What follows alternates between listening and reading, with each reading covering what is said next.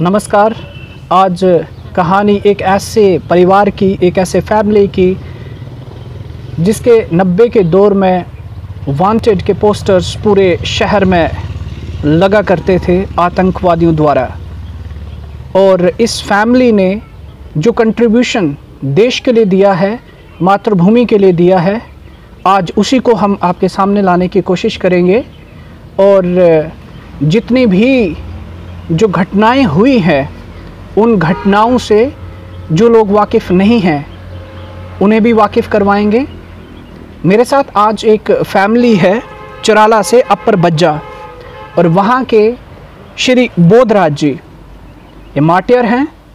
और सबसे पहले इन्होंने अपनी जो सर्विसेज है वो इंडियन आर्मी के लिए दी, इस देश के लिए दी। उसके बाद जब वो रिटायर होके घर आए, ये 1984-85 के करीब की बात है, उसके बाद जब वो अपना रिटायरमेंट का जीवन व्यतीत कर रहे थे, तो आप सब लोगों को पता है कि चंद्रभागा रीजन में जो मिलिटेंसी टेररिज्म का जो पीक रहा वो 90 के बाद शुरू हुआ। और जब ये टेररिज्म अपनी पीक पे था, उस टाइम पे अपनी रिस्पॉन्सिबिलिटीज़ को लेते हुए श्री बोधराज जी ने 1994 के करीब में दोबारा से अपनी सर्विसेज को ज्वाइन किया एज SPO JKP में, और दोबारा से अपने लोगों की रक्षा के लिए उन्होंने फिर से बंदूक उठाई। और इस पूरे के पूरे अंतराल के दौरान उन्होंने कई आतंकवादियों को मार गिराया। और अंततः वह 8 अप्रैल 2001 को वह वीर गति को प्राप्त हुए, आतंकवादियों से लोहा लेते लेते। आज मैं वैसे ही एक वीर परिवार के साथ जुड़ा हूं, और जो मेरे साथ आज इस पूरे विषय पर चर्चा करेंगे वो मार्टियर बोधराज जी के छोटे बेटे हैं सलिंदर सिंह जी। ये भी आर्मी में अपनी सेवाएं दे चुके हैं और ये अब रिटायर्ड है। और इनके बड़े जो बेटे हैं, बोधराज जी के जो बड़े बेटे हैं Jatinder Singh ji, he still serving in the army. तो इस फैमिली की बैकग्राउंड अगर आप देखें, पिताजी, उनके बेटे, तो ये सब आर्मी से जुड़े हुए हैं और अपनी सर्विसेज ये आर्मी के लिए और देश के लिए देते आ रहे हैं। तो सलिंदर जी, स्वागत है आपका। आपका भी थैंक यू। तो सबसे पहले मैं ये जानना चाहूँगा कि आपके पिताजी, आप भी आर्मी में, आपके जो बड़े भाई हैं वो भी आर्मी में, अब तो आप रिटायर आ चुके हैं, लेकिन आपके फादर साहब जिनकी आज हम बात करेंगे, श्री बोधराज जी, उन्होंने अपना एक टेन्योर ख़त्म कर लिया। और उसके बाद जब मिलिटेंसी पीक पे चंद्रभागा रीजन में रही, तो दोबारा से उन्होंने 1994 में दोबारा से उन्होंने अपनी सर्विसेज को अपने हाथ में बंदूक उठाई और अपने लोगों की रक्षा के लिए वो आगे आए। तो उनके व्यक्तित्व के बारे में, उनकी पर्सनैलिटी के बारे में थोड़ा सा आप उनको याद करिए और हमें बताइए, इन लोगों को बताइए कि वो किस तरह के व्यक्ति थे, क्या सोच थी, और आतंकवादियों के खिलाफ और इस आतंकवाद के खिलाफ वो क्या विचारधारा रखते थे, और अंत में इसी आतंकवाद के खिलाफ लड़ते लड़ते उन्होंने वीरगति भी प्राप्त की। इसके ऊपर रोशनी रखिए। अमित जी नमस्कार, मैं आपका तहे दिल से शुक्रगुजार हूँ कि आप यहाँ आए और हम रूबरू हुए, बहुत एक अच्छा भी लगा। तो नाम मेरा सलिंदर सिंह जी, मेरे पापा का नाम लेट श्री बोधराज जो मार्टियर हुए। और हम आर्मी से कितने ज़्यादा मतलब क्लोज़ है, मेरे फादर साहब के फादर साहब जी, मेरे ग्रैंड फादर साहब भी फ़ौज के रिटायर थे जी, और मेरे पापा भी रिटायर थे जी। तो आगे दोनों बेटे भी फ़ौज में हैं जी।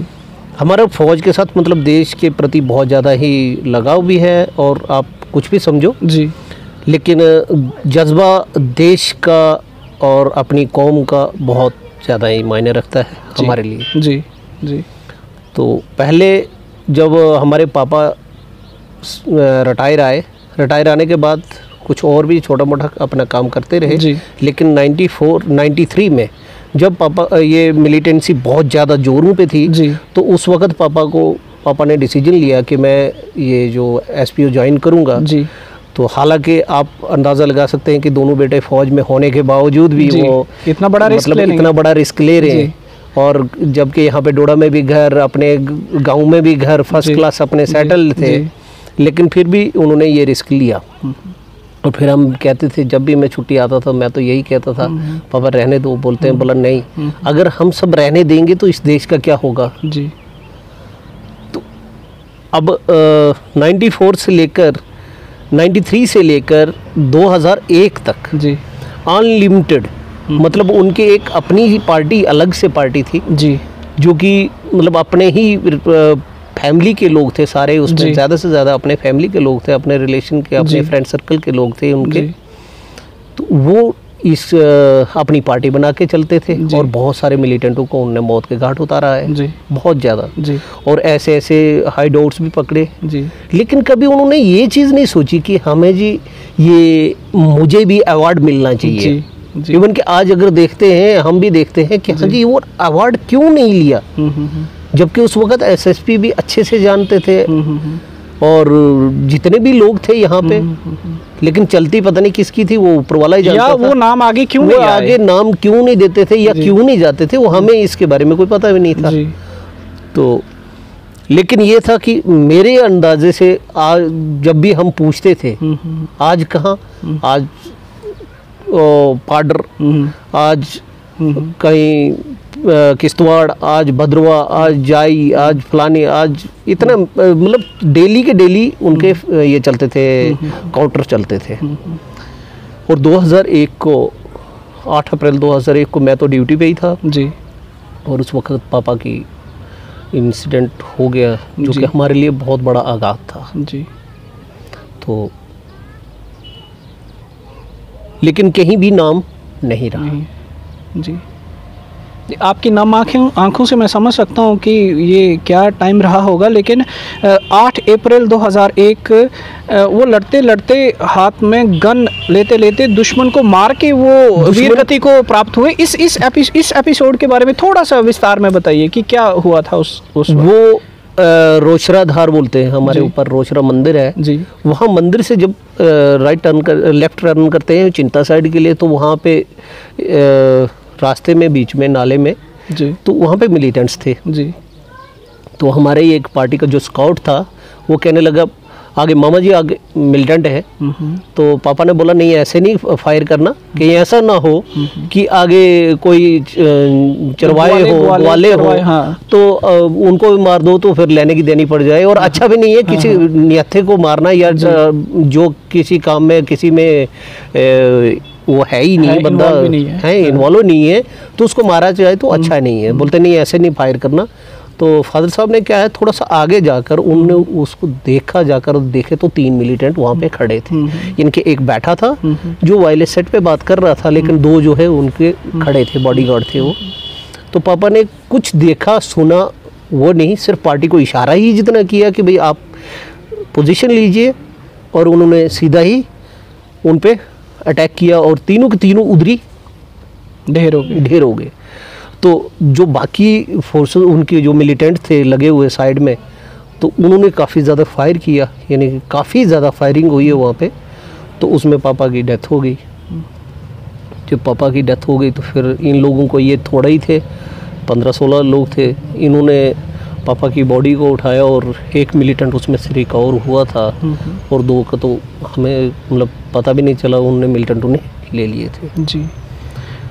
तो ये तो वीर गति को वो लड़ते लड़ते उन्होंने अपनी शहादत दे दी, लेकिन उस टाइम पे हम देखते थे कि धमकियां आती थी, हैं, परिवार पीछे जो है, माँ बहन भाई, वो माहौल कैसा रहता था, और उसके लिए वो हिम्मत कहाँ से आती थी? वो देखो, ये तो आपको पता है, जब देश, अगर एक देश का जज्बा और एक कौम का जज्बा जो होता है ना, वो अभी ये कोई और नहीं समझ सकता है जी।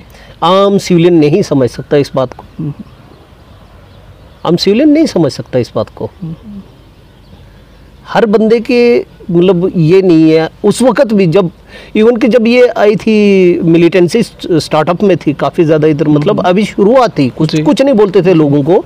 उस वक्त पापा ने ज़बरदस्ती लोगों को वीडीसी, जो आज की डेट में काफ़ी, दिया किशन कोतवाल जी अपने भद्रवा से जी लीडर थे बीजेपी के, तो उन्होंने ज़बरदस्ती ये जो है कमेटियाँ पकड़वाई थी लोगों को, जो कि आज लोग बोलते हैं हाँ जी मेरी पे नहीं आई तो मेरी पे नहीं आई। उस वक्त बोलते थे हमें जान बचानी है, बाकी छोड़ो, हथियार चाहिए। तो हथियार भी उस वक्त पापा ने ज़बरदस्ती दिलाए थे और लोग बोल रहे थे ये खुद तो मरेगा लेकिन हमें भी मरवाएगा। आज यही लोग जो है आज बोलते हैं मेरी पे नहीं आई, आज मेरी पे नहीं आई। उस वक्त पे की नहीं सोचते थे। और आप अंदाज़ा लगा सकते हैं कि 2 बेटे फौज में होने के बावजूद खुद एक मतलब एसपीओ भर्ती होना कितनी बड़ी मतलब एक छोटी से छोटी, मैं कहता हूँ कि सबसे, अगर हिंदुस्तान का सबसे छोटा सिपाही है तो कौन है? एसपीओ है। 1500 की सैलरी उस वक्त, और 2 बेटे फौज में होने के बावजूद वो 1500 की सैलरी लेने के लिए क्या वो वाजिब था? जी, लेकिन वो देश प्रेम, देश के लिए कुछ करने का जज्बा और अपने परिवार और से ऊपर उठकर ये देश के लिए सब कुछ था। बहुत ज़्यादा जी, मतलब इतना ज़्यादा था कि आप मतलब सोच भी नहीं सकता, कोई इंसान नहीं सोच सकता है कि जो वेल सेटल्ड फैमिली हो और फिर वो ऐसा रास्ता इख्तियार कर ले, चुन ले, तो कैसा लगता है आपको? कैसा होना चाहिए था? तो मतलब किस तरह का एक टेरर, मैं कहूँगा कि आतंकवादियों के लिए किस तरह का टेरर था आपका? इतना टेरर, उनके इतना खौफ था उनके दिल में, मिलिटेंटों के इतना खौफ था कि मतलब कहीं भी सुनते थे भाग जाते थे, कि सुनते थे इस एरिया में आए हैं तो फिर रुकने का नाम नहीं लेते थे। नहीं, फिर तो आप भी मतलब हिट टारगेट में होंगे। टारगेट में तो थे आपका पूरा परिवार, पूरा परिवार ही टारगेट में था। हम लोग तो गांव में जा ही नहीं सकते थे। मैं 16 साल के बाद गांव में गया था। 16 साल बाद गांव में गया था। कभी जाते भी थे तो छुपके से जाते थे, जैसे किसी को पता नहीं था कि उनके मेरे चाचा के लड़के ने मुझे पहचाना नहीं था, बोलते बोला आपने किसके घर जाना है। ठीक है, तो ऐसा भी हमारे साथ हुआ है कि हमें तो ओपन थ्रेट्स मिलती थी। जब पापा की डेथ हुई थी, डेथ क्रियाक्रम चल रहा था, गांव में थे तब, तो उस वक्त भी हमारे ऊपर मतलब फायरिंग हुई थी गांव में, पूरे गांव के ऊपर काफ़ी अटैक भी आए थे। तो फिर आज वही चलते आ रहा था। और जो फिर हम यहाँ पे थे तो यहाँ पे हमारे पास यहाँ के जो सिक्योरिटी दी थी 4 एसपीओ दिए थे, लेकिन 4 एसपीओ फिर हमने कम किए, फिर 2 रखे। आपके परिवार को? हाँ, हमारे परिवार को जी। फिर हमने उनको अभी लेटेस्ट कोई थोड़ी देर जब अपनी गवर्नमेंट भी आई, बीजेपी गवर्नमेंट आई, तो थोड़ा दिल में हौसला आया कि कुछ अब हो सकता है, अब कुछ हो सकता है, तो तब से फिर थोड़ा सा हमने भी है। जी, सो व्यूअर्स, आप इसी चीज़ से अंदाज़ा लगा सकते हैं कि पूरी फैमिली को सिक्योरिटी प्रोवाइड की गई, तो आप सोचिए कि किस लेवल का ख़तरा होगा और किस लेवल की इनका कंट्रीब्यूशन होगा, किस हद तक इन्होंने, इनके परिवार ने अपने आप को आगे ले जाके और इस आतंकवाद के ख़िलाफ़ जो है लड़ाई लड़ी होगी। और अब जाके सिक्योरिटी प्रेजेंट में भी है कि अब कम्प्लीटली रिमूव कर दिया? कम्प्लीटली रिमूव कर दिया कम्प्लीटली जी। तो अब आप जब अपने गांव जाते हैं तो ये दौर किसी को याद है कि भूल गए हैं सब लोग? देखो, किसी के दिल में तो कोई जा नहीं सकता है जी, लेकिन अभी भी अगर कोई सोच विचार करते हैं, देखते हैं, तो ये बोलते हैं कि हाँ जी ये उन्हीं के बेटे हैं जी। क्योंकि 16 साल तक अपने घर से दूर रहना, अपनी जड़ों से दूर रहना। नहीं, आज तो हमने वहाँ पे घर बना लिया अभी दोबारा से। एक तो हमारा पुराना घर था जी, उसको भी हमने रिपेयर किया था जी। जब 2012 में हमने उसको भी रिपेयर किया था, 2008 में उसको भी ठीक किया था जी। तो फिर हमने किया ये 2012 में जब मैं आया, तो उसके बाद फिर हमने गांव में अभी में लेटेस्ट मैंने भी घर बना लिया है। ऐसे अब कोई डर खतरा वैसे है नहीं, अब नहीं। लेकिन एक्चुअली उस टाइम क्या था कि हमारी जो ये पोस्ट से होती है, क्या बोलते हैं, एसपीओ पोस्ट वगैरह कोई उस एरिया में थी नहीं। अब तो गाँव में पोस्टें लगी हैं, गाँव में सिक्योरिटी है, ऐसी कोई दिक्कत अब नहीं महसूस होती है। लेकिन आपके फादर वो पहले व्यक्ति थे जिन्होंने ये स्टेप को इनिशिएट किया और पूरे गांव को अपने साथ लेके वो चले और उन्होंने काया इसकी पूरी पलट के रख दी। लेकिन इसके बीच में क्या कोई ऐसे एपिसोड्स हुए जहां पे नुकसान भी उठाना पड़ा? नुकसान तो ऐसा वैसे उठाया नहीं फादर साहब ने जी, मतलब इतनी दिलेरी जी और इतना जिगरा रखने वाला मुझे तो नहीं लगता है कि कोई था जी। आज लोगों के पास शौर्य चक्र है, लोगों के पास सेना मेडल है, लोगों के पास पद्म भूषण है, पता नहीं कौन कौन से अवार्ड है ना, लेकिन पापा के पास कुछ नहीं है। हमें भी पता नहीं है कि क्यों नहीं है।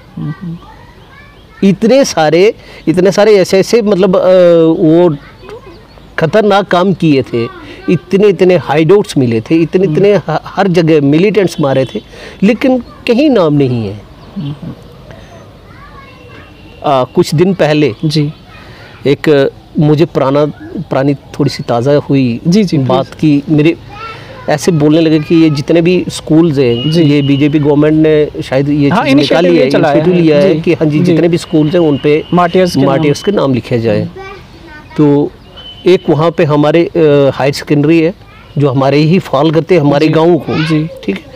तो वहाँ पे दूसरे रेवेन्यू विलेज का जो है वहाँ पे मार्टियर लगाया गया है।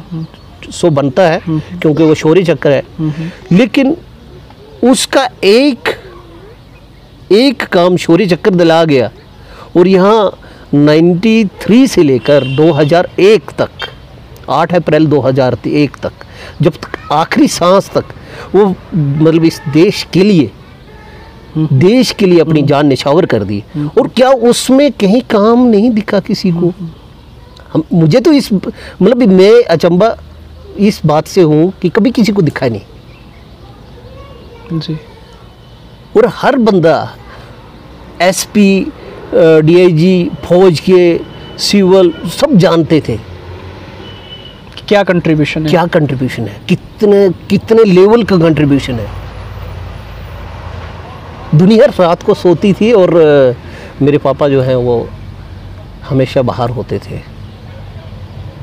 आप अंदाज़ा लगा सकते हैं कि यानी कि फ़ौज में रिटायर आने के बाद इंसान कोई भी है वो आराम करता है, अपने घर में आराम करने के लिए आता है, बोलते बोला जिसके दोनों बेटे आगे मुलाजिम हैं उसको करने की ज़रूरत नहीं थी। लेकिन उनके मतलब इतना जोश, इतना जुनून, देश के प्रति इतना जज्बा, अपनी कौम के प्रति इतना जज्बा शायद किसी और में हो, ये तो मैंने आज तक नहीं देखा है वैसे। और ये भी नहीं है कि कभी ये सोचा हो किसी ने कि हाँ जी मैं वो ले लूँ, अवार्ड ले लूँ, मैं अपने किसी के पीछे कुछ करूँ। आज बहुत सारे लड़के हैं जो पापा के वजह से लगे भी होंगे जी, बहुत सारे लड़के हैं तो जो आज पुलिस में परमानेंट जॉब कर रहे हैं, जो उन्हीं के मतलब साथ में थे जी, और आज वो जॉब कर रहे हैं, परमानेंट जॉब लगी हुई है जी।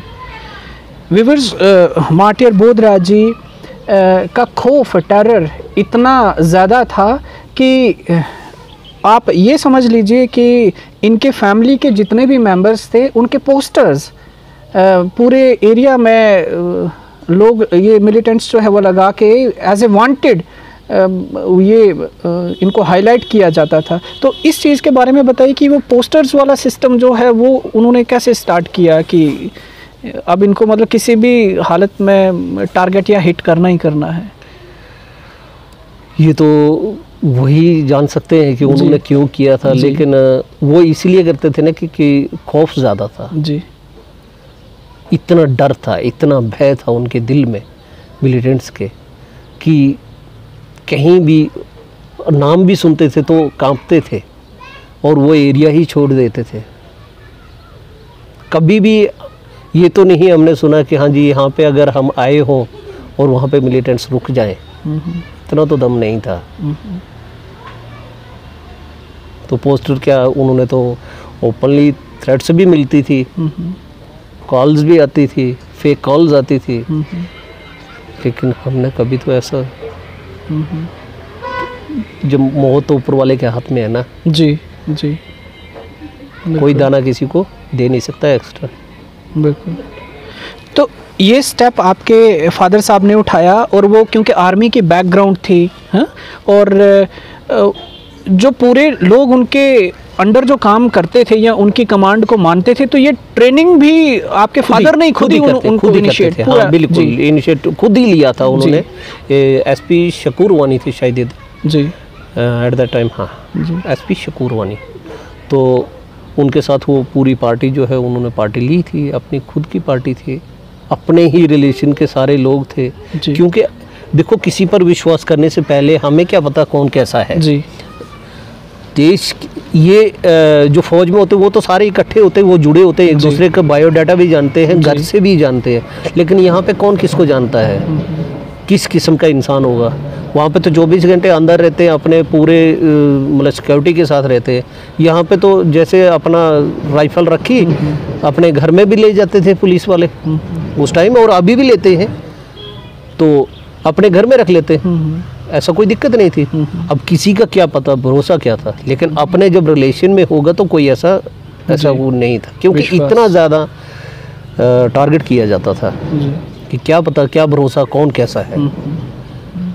इसीलिए जो है अपने ही फैमिली के रखे थे सारे के सारे जी, रिलेशन, फ्रेंड्स जो भी थे ये सारे अपने ही लोग थे। व्यूअर्स, आप सब लोगों को पता होगा कि 90s के दौर में जिस टाइम पे कश्मीर से कश्मीरी पंडितों का पलायन हुआ, उसके बाद जो टेरर की वेव जो है वो चंद्रभागा रीजन की तरफ जो है वो शिफ्ट हुई, और यहाँ पे भी हज़ारों मैसेकर्स हुए हैं। और अपनी जान को बचाने के लिए फिर अंतिम फ़ैसला ये लिया गया कि हर गांव के जो लोग हैं वो खुद हथियार उठाएंगे और अपनी जान की, अपने परिवार की रक्षा करेंगे। और इसी प्रोसेस के थ्रू श्री लेट बोधराज जी, इन्होंने भी इस स्टेप को उठाया। लेकिन देखिए, विरोधाभास हर जगह होता है, कहीं हाँ और ना दोनों जगह होती है। तो लोगों को, कई लोग जैसे आपने कहा कि फेवर में हैं कि नहीं, हाँ जी उठाना चाहिए, कई लोग कहते हैं कि नहीं उठाएंगे तो बच जाएंगे। तो ये लड़ाई आपस के बीच में जब होती थी तो इससे कैसे निपटा जाता था? निपटा तो फिर पता क्या होता है कि कहीं ना कहीं तो धाक थी जी। कहीं फादर साहब का मतलब कोई ना, मतलब रुतबा तो था, मानते होते।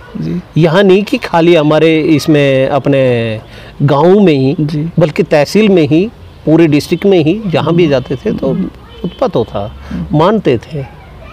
फिर तब तो पता चला जब मिलिटेंटों ने अटैक करना शुरू किया जी, और बहुत सारे चापनाड़ी कांड हुआ, फिर अपने द्रवशाला में कांड हुआ, और ऊपर क्या बोलते हैं ये डोडा में भी ऊपर जी जी वहाँ पे ऐसा कांड हुआ, तो लोगों की आंखें खुली और फिर वो ड्यूटी भी करने लगे। पहले तो ड्यूटी करते नहीं थे, फिर उनकी आंखें खुली कि अब तो ऐसे मार देंगे, तो फिर ड्यूटियाँ करने लगे। कोई भी ऐसा घटना फिर नहीं घटी, और फिर मिलिटेंट्स जो है वो उस एरिया को छोड़ने लगे जी। तो जब मिलिटेंट्स आस्ता आस्ता छोड़ने लगे, पूरा एरिया छोड़ने लगे, तो फिर तो मिलिटेंसी कम होती गई। लेकिन कोई ऐसा कोई घटना, दुर्घटना आपको याद आए कि ये हमारे गांव में इतना बड़ा चीज़ हुई थी, कोई ऐसा कोई नहीं? ऐसा हमारे यहाँ कुछ नहीं हुआ, क्योंकि राइफल जो है सबसे पहले हथियार हमारे गाँव ने उठाए थे जी। हमारे इलाके में सबने राइफलें उठाई थी, इसीलिए उठाई थी क्योंकि मिलिटेंटों का काफ़ी ज़ोर था, तो जान बचाना भी मुश्किल थी लोगों को। तो उसी वजह से जो लोग जो है हथियार उठा लिए, फिर मिलिटेंट्स उस एरिया में आने नहीं लगे, तो नेचुरली वहाँ से फिर। उस वक्त आपकी कितनी उम्र होगी? मैं 94 में आर्मी में ज्वाइन किया था। अब 94 आर्मी में ज्वाइन किया, यानी कि पापा की सेकंड इनिंग और आपकी फर्स्ट इनिंग स्टार्ट हुई थी जी। लेकिन उससे पहले हमने देखो ये भी देखा है कि स्कूल्स जलाए गए थे, और बड़े बड़े स्कूल, हमारा भी स्कूल जला था उसमें हमारा भी स्कूल जला, जो आज हायर सेकेंडरी है जी, उसको भी जलाया गया है जी, उसको भी जलाया गया। तो फिर वो दोबारा कब बहाल हुआ, या बड़ी देर तक ऐसे ही रहा? इसके बारे में तो मतलब मुझे इतना पता नहीं है। क्योंकि मैं फ़ौज में रहा, तो स्कूल कब स्टार्ट हुआ फिर वो नहीं है पता। लेकिन ये था कि जैसे हथियार आए, हथियार सब गाँव ने पकड़ लिए, पूरे गाँव में आज कमेटीज़ हैं, तो फिर उस वक्त लोग बोलते थे हमें पे नहीं चाहिए। उस वक्त पे की तो किसी को सोच भी नहीं थी। नहीं, वो कैसे हो सकती है? परिवार की जान जरूरी है कि पे जरूरी है? उस वक्त जान के लिए उस वक्त हथियार उठाए थे लोगों ने। आज तो लड़ते हैं, बोलते हैं जी मेरी पे नहीं आई, मेरी पे नहीं आई, लेकिन उस वक्त कहते थे ये तो खुद मरेगा, हमें भी मरवा देगा। लेकिन अगर वो चीज़, ये अगर हथियार नहीं उठाए होते तो जितने बड़े बड़े कांड हुए, जैसे देसा कांड, चापनाड़ी कांड ली होता ना, उसके बाद जो बड़े बड़े मैसेकर्स हुए हैं, तो इवन के अब देसा कांड में आप देख लीजिए कि लोग जो है अंतिम यात्रा पे लेके जा रहे हैं, उस पार्टी पे भी अटैक हुआ। तो ये उस टाइम की नीड थी, उस टाइम की नीड भी थी जी। अगर शायद हमारे लोग ऐसे हथियार नहीं उठाते तो आज ये भी एक कश्मीर की तरह बना होता। जी जी, हिंदू पलायन कर चुके थे, पलायन कर रहे थे जी, और हमें भी लग रहा था कि हमें यहाँ से पलायन करना चाहिए जी। लेकिन आपके father as a deterrent figure वहाँ पे एक रेजिस्टिंग फोर्स के रूप में वो खड़े हुए, उसका इम्पैक्ट तो दिखा बहुत, मतलब यानी कि छोटा मोटा इम्पैक्ट नहीं दिखा है, छोटा मोटा इम्पैक्ट नहीं दिखा, बल्कि बहुत बड़े लेवल का इम्पैक्ट है, बहुत बड़े लेवल का। क्योंकि आज गांव-गांव में लोग अपने गांव में बसे हैं। आज भी बहुत सारे हमारे, जो हमारा गांव है वो तकरीबन फौजी है, सिविल कोई नहीं वहाँ से जॉब करता, सारे आर्मी मैन है। लेकिन क्या गांव आज इनकी शहादत को याद करता है? आप तो परिवार हैं, आप तो बेटे हैं, आपने तो याद करना ही करना है उस दिन को। लेकिन जिस कौम के लिए उन्होंने किया, जिन लोगों के लिए किया, जिन परिवारों के लिए किया, क्या उनको ये 8 अप्रैल की डेट याद रहती है? आज कौन किसको याद करता है जी, कौन किसको याद करता है?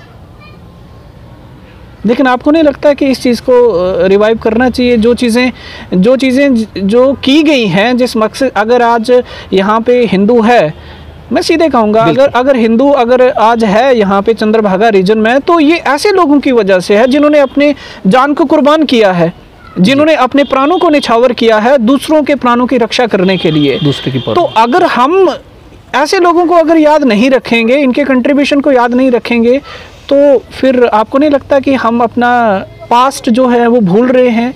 और देखो, लोग काम करें ना करें, लेकिन अवार्ड के पीछे ज़रूर भागते हैं।